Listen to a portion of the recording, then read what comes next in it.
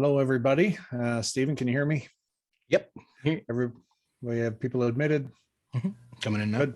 Okay, excellent. Okay, here we go. Hi, everybody, and welcome. My name is Rod Campbell, co-founder and president of Adeline Asphalt Maintenance and Cats Basin Authority. I'm the good-looking chap here. See, no feedback. That's the problem with webinars. Stephen Brierly is an executive assistant with Adeline.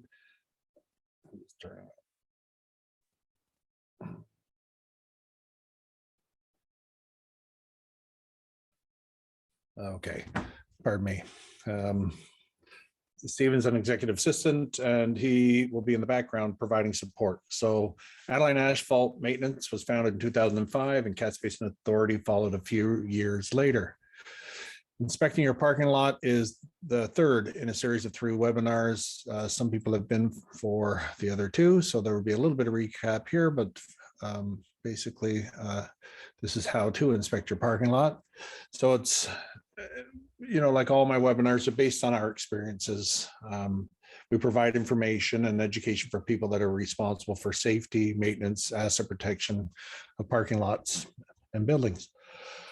So you won't leave here with an engineering degree, but I'm happy to discuss in more detail one-on-one with a follow-up call or face-to-face meeting. We will be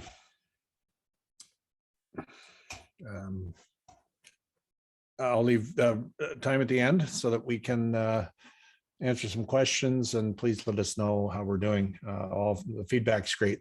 That is a bit of a problem with webinars. We have no idea if people are all sleeping or what's happening there. So welcome aboard, and here we go. All right, so we have a presentation overview, some of the things you're going to learn. So really, we're going to focus on what's in your parking lot, what you need to know, what's in there. We're going to focus on slips, trips, and falls issues. We'll talk a little bit about the big issues, but those are usually the points that people notice right out of the gate. It's the smaller issues that can often trip you up. And yes, I suppose it was a pun, but it was intended. If you have a question during the presentation, Stephen will make notes. So here we go. What you need to know, we're going to talk about that, getting to know your lots, common slip, trip, and fall issues, plan your walk, taking pictures, establishing shots. So it's a 1-2 punch, and try some technology. We also have checklists for inspecting your lot and cheat sheets. We'll kind of talk about them near the end, but we can send that to you as well if you're interested. And then we'll hopefully have time for questions. This should be a little bit quicker than the first 2 webinars, but here we go. So what's in your lot? Well, I've worked in the construction industry for about 30 years, including 13 years looking after large scale properties in the property management arena. So there's a lot to look after for property managers. I'm just really glad that all of your tenants are patient like mine were. That's part of the issue. There's a lot to look after. So my goal today is to offer you ways to inspect your parking lots, including describing, communicating these issues to staff, tenants, boards, and contractors. It's as important to be able to communicate the issues as it is to you be aware of them. First thing, some review about the key definitions. Some of these will be from our Asphalt 101 and our Cats Basin and Concrete webinars. I'm going to kind of glaze over it. So if this is your first webinar, some things might seem a little fast. If this is your third, then I don't think it'll be too slow, but we'll just revisit a few of those and we'll kind of move on to inspecting your parking lot. Know your parking lot. So what are you looking for? I'm going to be a little bit redundant, but you want to reduce the risk. Slips, trips, and falls, right? You're really in the risk reduction business. Don't forget, you're in your own risk reduction business a bit. Cover your butt. Cats basins and manholes. So we're recapping a bit here. Cats basins have slots in it, frames and grates. That's the frame. This is the grate, and they carry water away. Manholes, they are still called manholes. Maybe they should be people holes, but I think manholes will stick with that. And they are to access underground services, sewers, some gas, different services. So someone can climb down there. Water is not supposed to be down there. Problems with catch basins and risers. So when you're walking your lot, have a look for this sort of thing. Sinking, heaving, alligator or broken up asphalt around your catch basins or the concrete if they're surrounded by concrete. And make a note. That's all you can see from the surface. Take a picture, make a note, but that indicates something underneath. The amount of times I see people come and do asphalt repairs, they didn't fix that. Well, it might last 6 months, maybe a year. I don't, hard to say depending on how severe it is. But if that keeps washing out, which it will, the water's flowing down out here, under here, you're going to have a large collapse. Cracked assemblies, keep an eye out for that. They do crack a fair bit. They're very strong. They're also a little bit brittle. So if you see a crack here on the surface, that crack goes all the way through, guaranteed. Cracks won't appear unless they're on both sides. And there's only a few points holding up catch basins that hold up this grate. So here you see the side of the frame missing. It was cracked here like that, and it's fallen through. You can see more frame missing over here. So just things to look for as you're walking and inspecting your parking lot. So those are your catch basins. Then you have water main shutoffs and inspection wells. So this here, and they'll oftentimes say water or what service it is, but water. And part of the issue with the water shutoffs is they need to be low enough they don't get hit by snow plows. That was clearly hit by something, probably a snowplow, but I'll bet anyone that was hit by snowplow. It's not the snowplow's fault. It's just these your parking lot moves up and down and it got tagged. So that's an issue there. You need to have them just below grade, but if they're too far below grade, you'll end up with a big divot, and that's just a big ankle biter. I kind of have glass ankles, and that can be a big issue. So make sure that you're looking out for them, make sure that you're looking out for missing caps. And sometimes you can actually find the caps where they pile all the snow. I've found many of them that way. So keep an eye out. Damaged asphalt and cold seams, cracks, that kind of thing. Longitudinal cracks in your parking lot and roadways, that's these here. Those are cold seams. And that's a cold seam. People that were here for Asphalt 101, it's caused by lifts of asphalt. So from here to here being put down at a different time than from here to here. And when one part of the asphalt's cold, it will no longer stick together or become one unless they're heated up and repaired. And even then, in this case, you heat up and repair some of this. That's great. You're going to get a little crack back, but chances are if you have you're managing that possibility of slip, trip, and fall. You'll see it all throughout your parking lots, on all roads and highways and all over the place. So just be aware when you're walking your lot.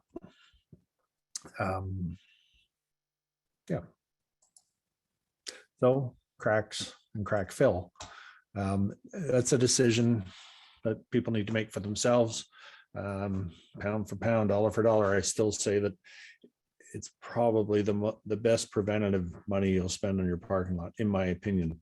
Not when you have massive amounts. This is quite a lot of cracking, but this is quite a long road, and that's been there about 8 or 10 years. I think it needs redoing now. I was just out at a customer looking at that, but it can last for quite a long time, and it just keeps the water out. So keep the water out. And for crack filling, if you do hire someone to do crack filling, you don't want every crack done. So all the tiny cracks in your parking lot, no, it's a waste of, your money spent. It should be about a pencil width, maybe a little bit smaller, but not much, up to about 1.5 inches. Anything smaller or bigger than that, smaller, you won't get any crack fill. Actually, it could just be a surface crack going down 1.5 inches on your asphalt. You won't get crack fill in there to really do a job. And if it's bigger than that, it will end up rolling out. You see sometimes in the 401, they look like snakes on the road. They've they've popped out. So it's just bad adherence to the asphalt. But really, crack fill is really a great investment in my opinion. But that's entirely up to you. Just be aware of where you're going to do it and how much you're going to do. So alligatoring. Alligatoring is when you get a bunch of cracking. It looks like a alligator's back. So these are rather large alligator cracks, right? They're just forming pieces of pie, more or less, maybe a foot across these or something like that. So they're rather big. And remember, when you have cracks like this here, all the water's flowing down, flowing into here, then you start getting potholes. So depending on the size of the crack, this is a transition from old asphalt to new asphalt. Be aware. That's where issues begin. Now here's some alligatoring that's rather small, and you can see a lot of it. You know, there's not a lot you can do here to repair, but what comes first, chicken or the egg? Is it the sub base that failed, or is it the surface? So that's a lot of alligatoring. I think I have some close-ups here, so we've gone too far. Yeah, right. Not a lot you can do about this. So this is a picture of a parking lot, and I'm going to give you a rule of thumb. So the average size of the alligator crack equals or equivalent to the distance of the substrate that's failing. So if you look at this here, you have maybe 6 by 6 inch alligator, right? Chances are the real big issue with the parking lot is 6 inches below the surface. That's where you're going to have issues. Doesn't mean you can rip it all up and replace 12 inches or 14 inches of sub base. That can be very costly, but at least you know about the depth that's happening. When you get into smaller cracks, so if it's a 2 inch by 2 inch crack, right, then the issue is much closer to the surface. So that's a good rule of thumb. The larger the alligator pieces of pie or the scales of the alligatoring, the deeper it is, and the smaller they are, when they get quite tiny, the closer it is to the surface, or it is in fact the asphalt on the surface that caused the issue in the first place. So just keep it in mind. Potholes. Well, we know what happens, right? You can even see potholes from here. So you get potholes, lots of potholes. And with all that water getting in, you can see larger, smaller, and sure enough, right, there's your potholes. It's quite common to see a lot of small alligatoring, and that's where your pothole will begin. More potholes. Okay. So again, right, if you don't have the alligatoring, right, not so bad. This is just a pothole without much alligatoring around it, and that can happen too, for sure. But they're just indicators of issues that lie beneath the surface. So spotting a pothole from a distance. So you can see here, we have a couple of potholes, right? They've been filled with some cold patch or some winter material, probably cold patch. And what happens around a pothole is everything that was in that, or where that pothole wasn't, is now chopped up in little pieces, or gravel, or sub base, or bits of asphalt, and that's all around the outside of the pothole. So it's easy to see from a distance, not only the hole, but you can see that this was very deep at one point, right? And it just kind of blows all the, people are slapping into that pothole, and it's washing out more and more, making it deeper and deeper. That's handy to know when you're looking at large puddles. If you see puddles, sometimes it's hard to see what's going on inside of it, but you can tell by here, if this was right full of water, and sometimes they are, you'll be able to see gravel here. You can see gravel here. You can see gravel over here, right? And there's going to be a bunch of gravel up here. So that's from vehicles driving through and displacing the water, along with little bits of sand, little bits of gravel, and or asphalt. So it's quite easy to see. You don't have to see the hole in order to tell sometimes the depth. The more gravel that's around a hole that's covered in water, there's a pothole there. So another thing to look at is your line paint count, how many vehicles, handicap spots, all that kind of thing. But really look at your line paint, make sure that things are clear, that they can be seen. Otherwise you get a very unorganized parking lot. Clearly, this is a fairly organized parking lot, but I'm thinking that's an assembly plant. But they're really key to keeping things organized and pedestrian and traffic flow moving freely. Visibility of your line paint. Right, the more tires turn, while the older it gets, it's going to wear. But heavy wear areas are from lots of tire turning, usually big vehicles in particular. They just sort of rip across the asphalt, surface of the asphalt, the tandem axles of trucks and trailers, that kind of thing. They just get more and more excessive wear. So keep an eye on your line paint, the visibility. You get some people that'll just start parking here. They won't know where to park. And it can, really causes quite a few issues. Again, with line painting. So the next time, you ask for a quote, well, how many handicap stencils or how many, how much hatching do you have? At least have an idea in your parking lot. So, you've got 14 places with hatch marks, pedestrian crosswalks, right? Or you have some chevrons, or you have stop bars, right? Stop bars are pretty key too, with or without hatch marks. Just people know there's a stop sign with this and they see it on the road. It just reaffirms.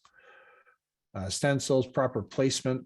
Handicap stencils can't be at the top of the parking space. They have to be pretty much even with the bottom lines or the entry points of that parking space.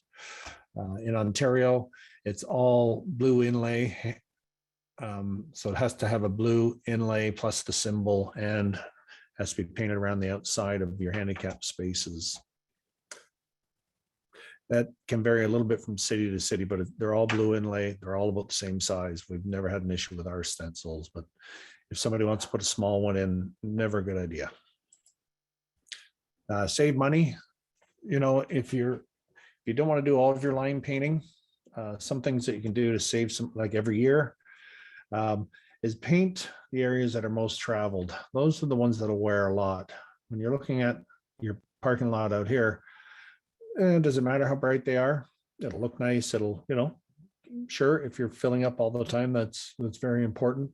But oftentimes your line painting is stop bars like this, stop bars, all the yellow lines going throughout, a lot of hatching here for pedestrians, more stop bars and hatching, right? Keep all of that, those areas safe. You can even see from here, there's a whole bunch of handicaps, right? 1, 2, 3, 4, 5, 6 or 7 right there.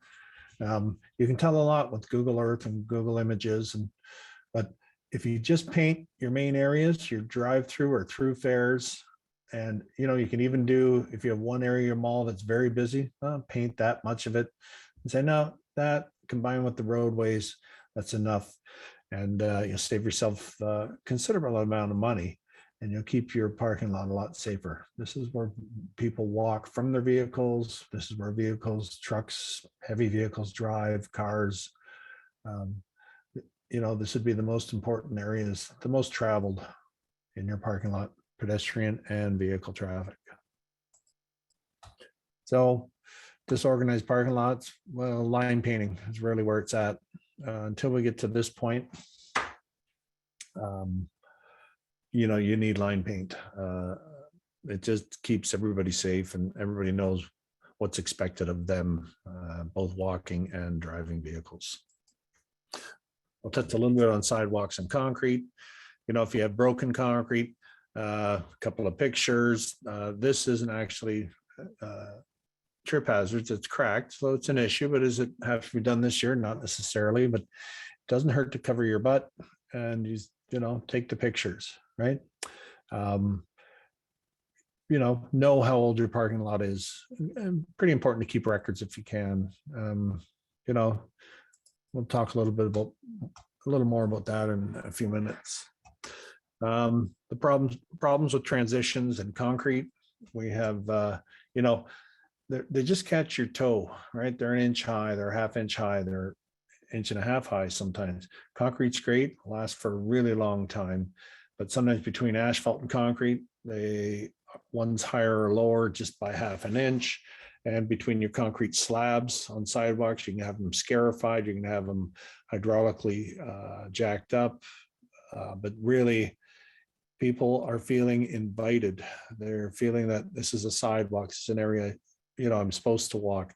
It should be safe. And as we know, everybody's on their phones and they're texting and they're just not paying attention. So if it's a transition going in and out of plazas, malls, grocery stores, make sure that the closer you get to the building, especially if it's sidewalks, that anything over, half inch, quarter inch, even, you should consider repairing it. Okay. Hence the reason we use the mini pylons, gives it a little more perspective.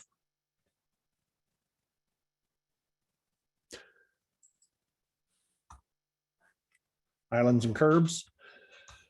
So wherever you have bends, they can break anywhere for sure, but 90% of all these breaks are going to happen around here. They're high stress points, high impact points from snow plows, vehicles driving over top. They take a lot of weight, they take a lot of abuse. I'd say 80%, I have no official ruling on this, but is done by the large snow plows. Snow plows are massive nowadays. And remember, they used to be pickup trucks a long time ago, and a few front end loaders now. Time is money. So the bigger the plow, the faster they can be. Transitions. So again, between asphalt and concrete, especially when you start to consider handicap ramps or a 4-inch rise or 6-inch rise on a curb, everybody, it's expected. You can see that, you can, feel it, it's coming.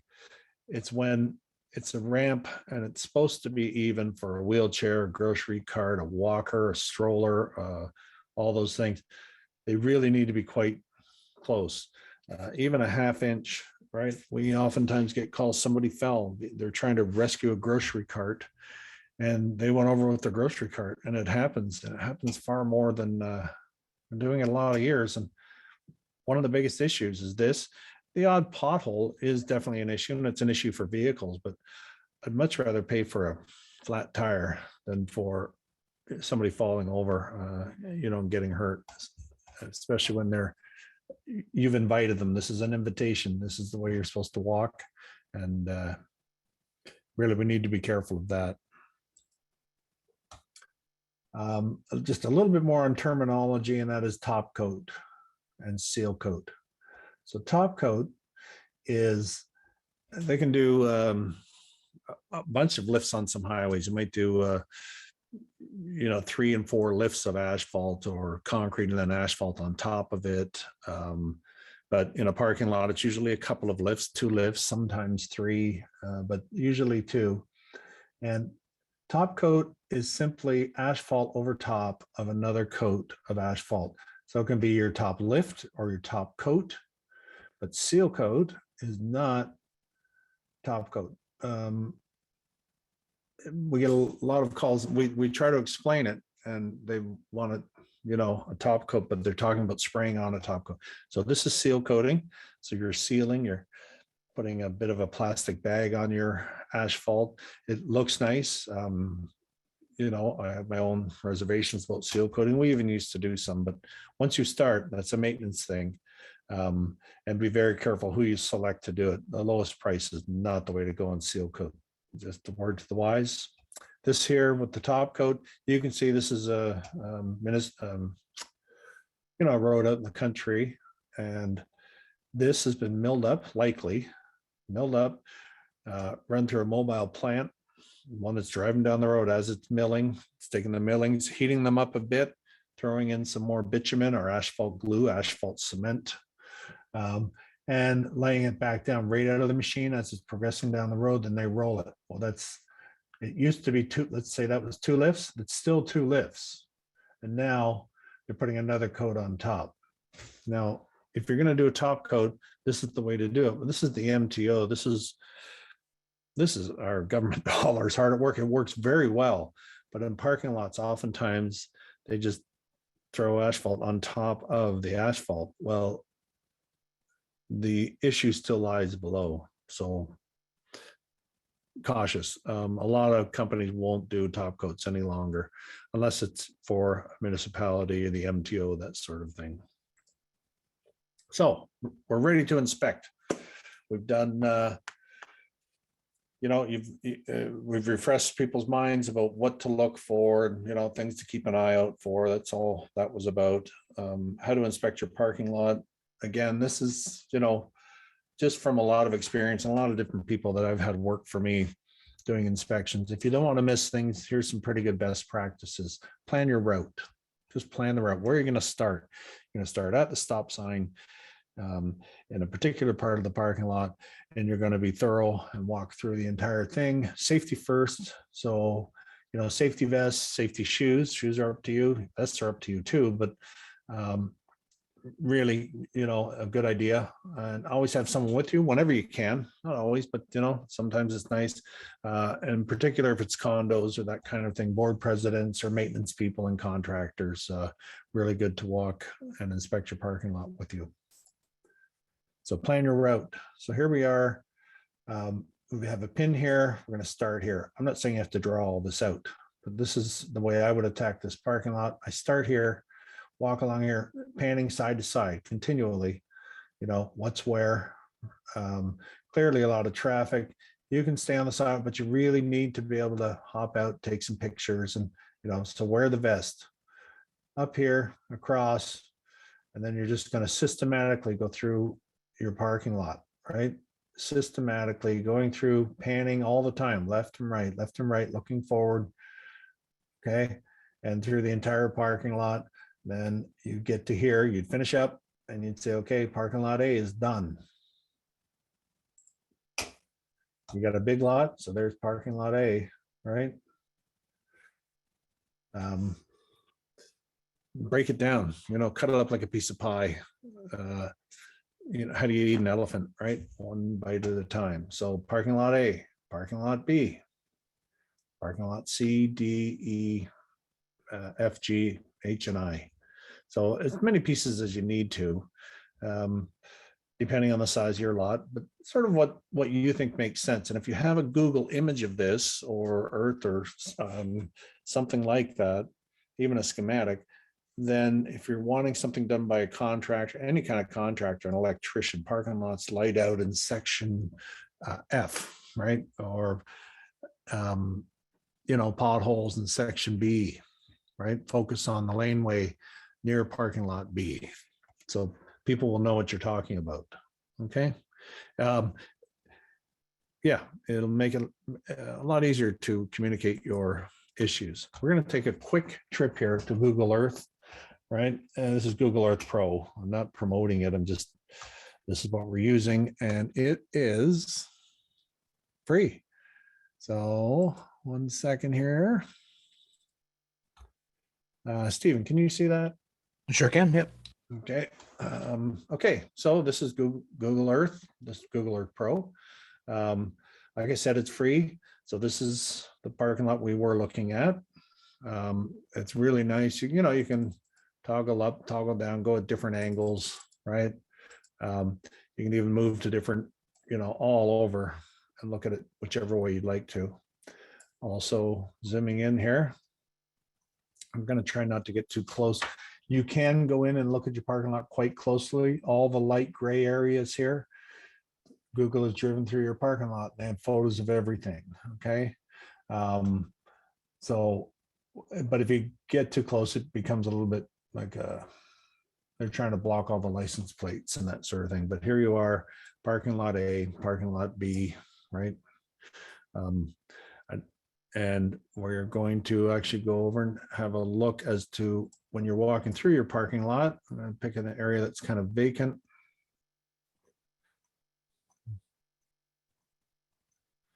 And we're going to get down the street level. There we go. Oh, there we go.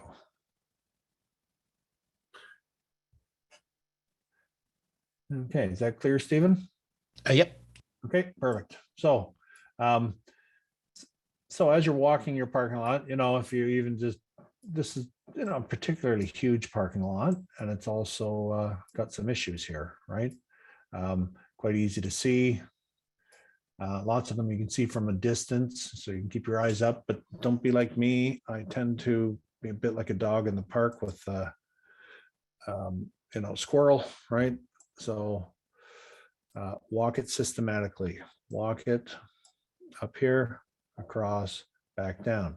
These are what we call H parking spots. I don't know if that's a technical term. We've been doing it forever, so we just call them H parking. The big capital H, down here, across here, up, down here. Okay. And again, if you're looking at something like this, if you're back here, go up and down, come back, because you'll see that when you come back, and you can keep your photos or your notes in order. And parking spaces, rule of thumb, 18 feet long and 9 feet wide, center to center. Don't try and squeeze more parking spaces into a parking lot than 9 feet wide, 18 feet long, and 24 feet between parking spaces. You need vehicles to be able to back out and get turned. Sometimes people ask us to squeeze it in. You can't squeeze it in.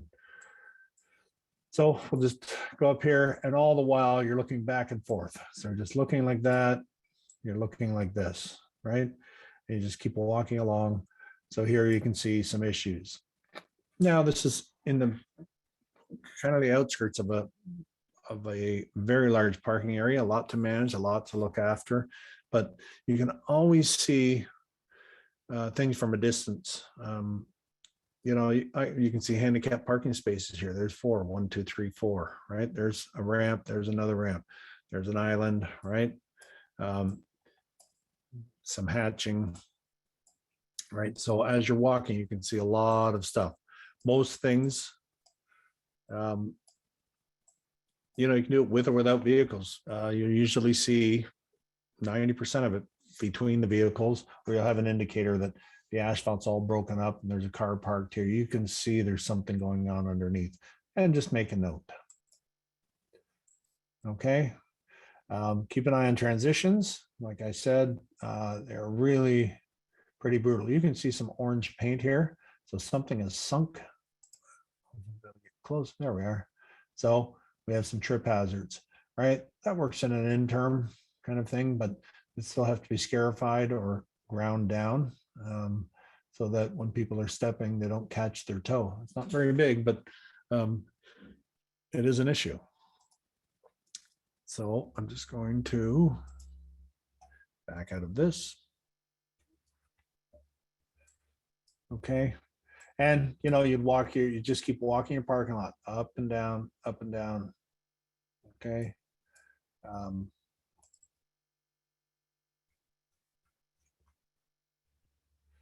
And again, you can see an awful lot as you're walking through your parking lot, right? From a distance. So there we are.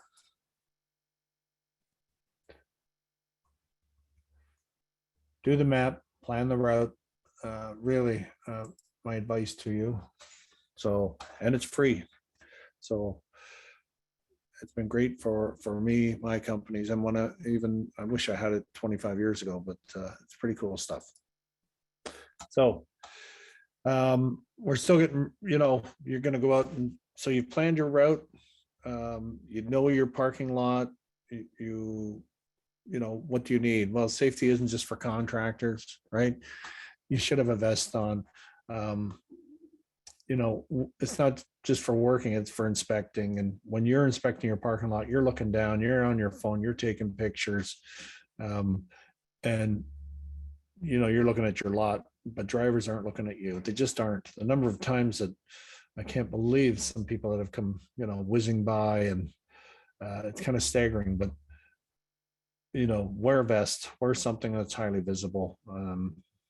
Safety shoes if you'd like, but that's kind of up to you. Be like Albert Einstein when taking pictures. When you send somebody a photo of anything, I suppose, but let's say a pothole. If you're standing directly over a pothole and take a picture, it doesn't give scale or relevance. It's just, it's almost pictures of rocks and a hole. So nobody knows where it is, how big it is, that kind of thing. So what would Einstein do, right? Make it all relative. So I'm going to show you a brief video here. Go. So this is approaching a property. This might be your property. You want to look at one part of it. So, I don't normally film it, but I just take a picture, right? We have something to work on over here. You want to give an indication, even for yourself. So I just took a picture there. And that sort of sets you off. You could do this whole area of this parking lot because you know whereabouts it is. And even if you don't make notes, you know exactly, it's in this area. It's not around, 7 buildings to the east or west. See, if you take a picture like that, all you see is a catch basin. But with the first photo, you kind of see what's going on. And then if you allow something in the building to be relative, so it can be an arrow, it can be a sign, it can be a building, it can be a grass, it can be a concrete curb, whatever the case may be.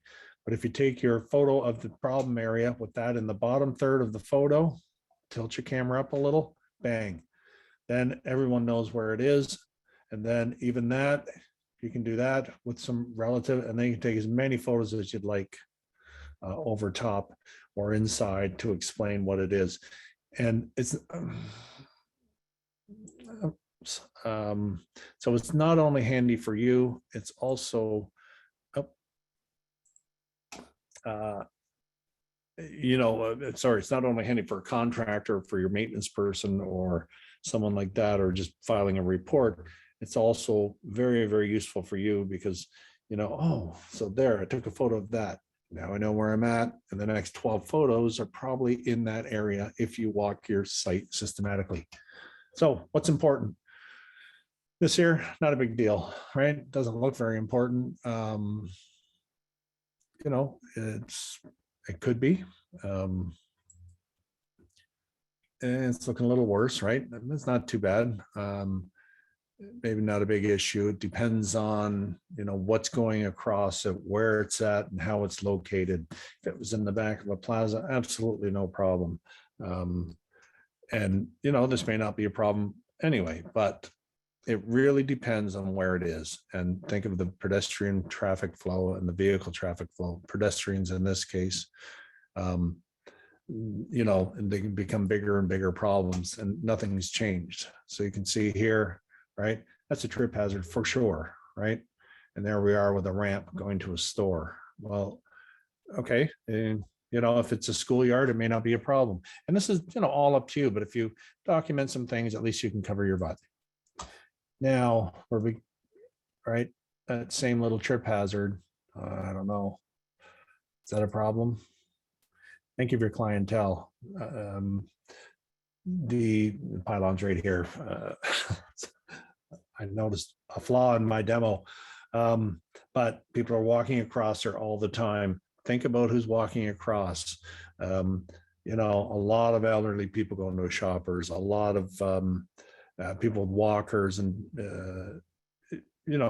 myself. I'm getting old, right? And it's the little 1/2 inch and 3/4 inch toe trippers that are disastrous, whether it's with a grocery cart or walker, just walking, tripping on it.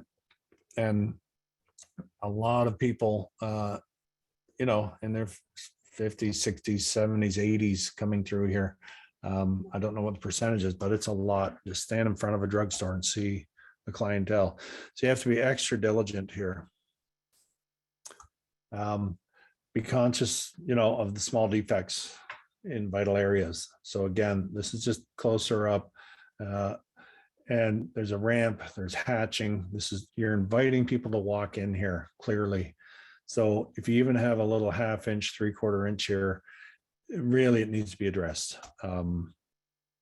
Keep it in mind, who's your audience, who you're trying to speak to. This, needs to be fixed. The number of grocery cart tip overs that people fall with the cart is kind of amazing to me. So keep it in mind. This one's in really great shape. There's nothing wrong with this at all. It's kind of immaculate, and it's got some age to it. You can tell by, the wear here, but it's quite nice. Amount and size of traffic, another thing to keep in mind when you're inspecting your lot. So this is an entrance coming in here, right? All your roads, okay? All of your foot traffic is coming across here, right? You've got lots of hatching, you've got crosswalks, you've got stop bars, more hatching. So you're inviting people to come there. Most people have parked closer to the building, right? So if you have a little pothole out here, really not that huge of an issue. Should be fixed because someone comes walking across, but that's not as big of an issue as a small tow chip hazard where, lots of people are going to cross here. And the more large trucks, more large equipment, and more vehicles driving on this, the more wear you're going to have. Okay, we'll touch again on cracks. Cracks lead to potholes, right? This is alligatoring, but this is the transition from old asphalt to newer asphalt, and the subbase is failing. That's not the big issue, but you have all the water flowing here. I can see grade here, and you have water pooling, collecting, flowing through, and creating potholes. So even a little one like that, check it in 3 months in the spring and see what it looks like. It'll be a crater. My bet anyway. Cracks lead to potholes, right? Water, water, water. So whether it's the long cold seam or longitudinal crack or the horizontal cracks,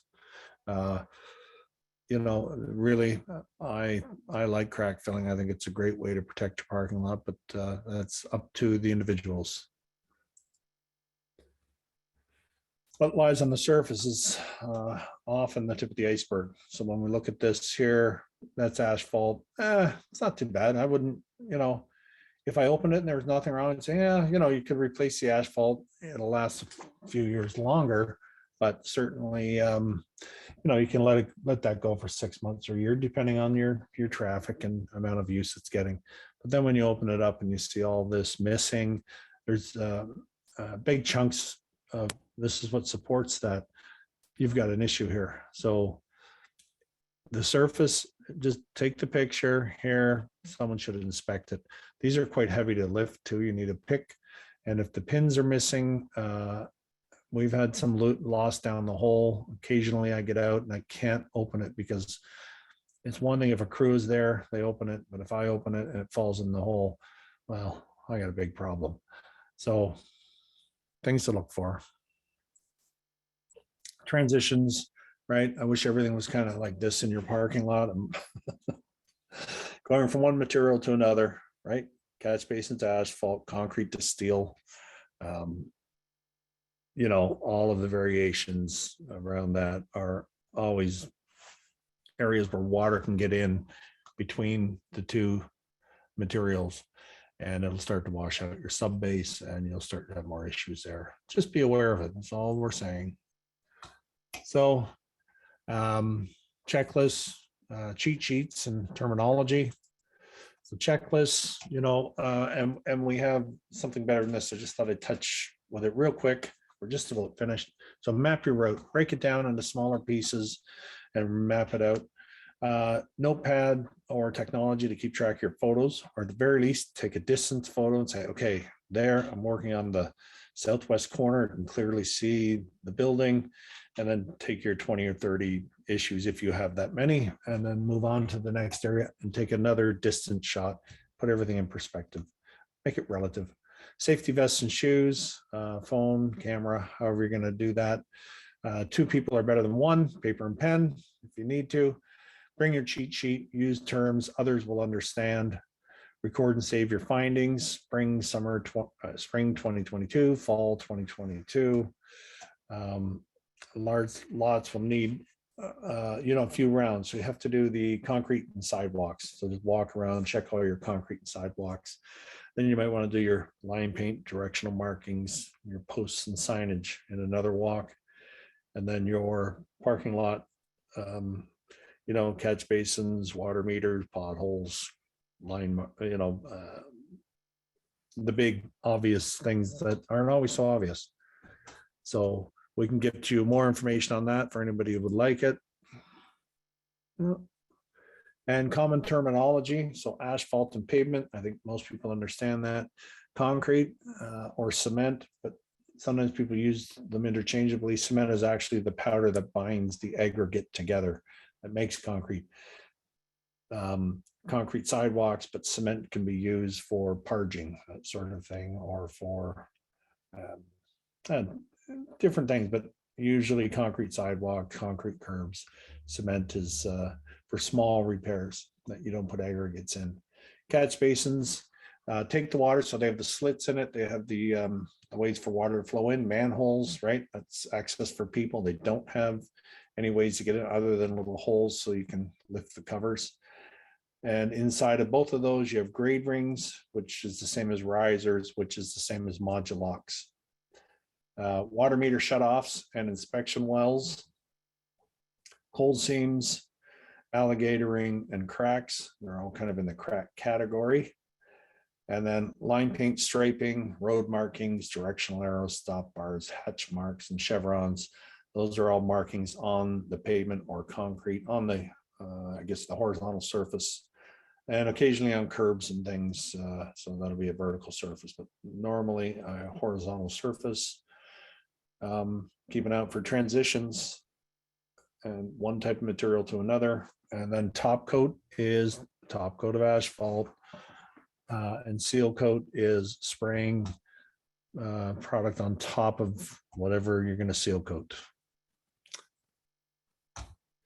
So we're open to questions, and if you'd like a safety vest or mini pylon, both actually, leave a chat for Stephen. I'll be sure to get one to your office. I'm running all around Ontario these days, for days and weeks at a time, and I'm happy to drop it off at your office or whatever, but then you'll have something to throw on when you're trying to be safe in your parking lot. It does have a really nice name on it too, so there we go. All right. We've got some questions from some familiar names. It's great to see Okay. everyone back. Good. First up is from Sharon. Is it best to use yellow or white paint for parking spots? Does it matter? What's the difference between the two, and does one last longer than the other? Good one, Sharon. Okay, this is my take, but I'm not alone. If we didn't live in a place that had a lot of snow, I think that yellow or white, take your pick. They last the same amount of time as far as I'm aware. The composites, I think, are pretty much the same. You might notice that yellow appears to fade more just because it's a brighter color, but they both tend to wear about the same as far as I'm aware. The biggest problem is snow. So I always, whatever somebody wants, yep, we will do white, but I always recommend yellow. I just think it stands out far more, and you have a little skiff of snow or a bunch of snow and you see, oh, there's a little yellow, there's a spot there, but when it's white, it kind of gets lost. So that's my 2 cents. And Ken's asking, what's the suggested method to repair cracked concrete sidewalk curb? Okay, so that's kind of a loaded question, Ken. For cracked concrete, if it's one crack through a large slab, I would recommend, there's some pretty good caulking products out there. They're actually very good. They're pretty expensive product themselves. If the crack's too big, you'll either need to remove it or saw cut out a piece, or maybe try hydraulic cement, something that doesn't shrink. Hydraulic cement. We use a lot of Mapai products, which are truly outstanding, and they're usually through Form and Build, or they're not at your regular box stores. Very expensive, $100 for a little bag, right? Half the size of a bag of concrete, but you get what you pay for. So sometimes caulking, it's not caulking like a window. It's not at all like that. There's self-leveling caulking. There's backer rod that you can put in just to hold the caulking in place. And then nice gray colored rubberized, well, it's a polymer blend. It's not really rubber. caulking, or remove the entire slab. And if you do small pieces of concrete curb or things like that, you need to pin it to the next piece. If you're doing, we don't do anything smaller than 6 or 8 feet, I think 8 feet of concrete curb for replacement, because when we do that smaller, they tend to heave and shift. Like some people will do 2 feet or something. Well, that's going to move and you're going to end up with something uneven, in my experience. So either a larger piece or pin it. So you would drill in, cut out the piece, jackhammer it out, have a Hilti gun or something, put some rebar into the solid pieces that are still there, and then pour your curb. The same can be done with concrete slabs to keep them even with one another on the surface. I hope that answers it. If it doesn't, Ken, give us a shout and I'm happy to talk to you about it more. Did that? Yeah. Next up, we've got Bob asking, how do you prevent asphalt from lifting in winter and creating a trip hazard against a concrete accessible ramp? In spring and summer, the asphalt returns to its original position. There's no longer a trip hazard. Oh, the bane of my existence. Well, the bane of your existence, Bob. I don't know what to tell you.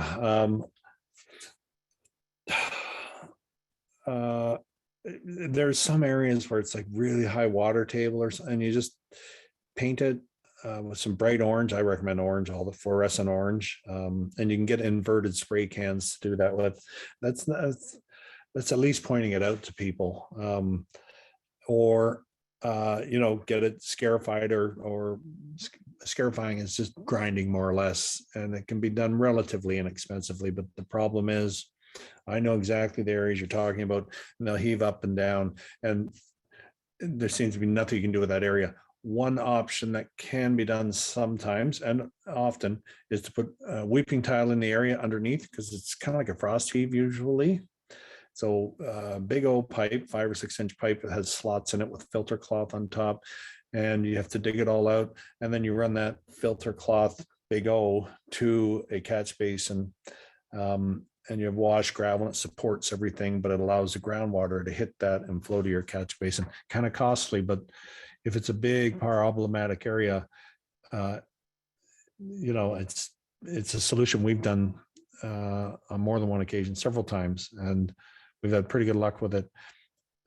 Other than that, engineering and all that, and you can always fix stuff. People say you can do paving without cold seams. Yes, you can.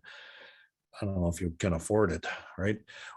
You can do textile cloths and all sorts of things. So just, I don't know, make it apparent, make it visual, put a pylon out when it's, doing its thing, all that stuff.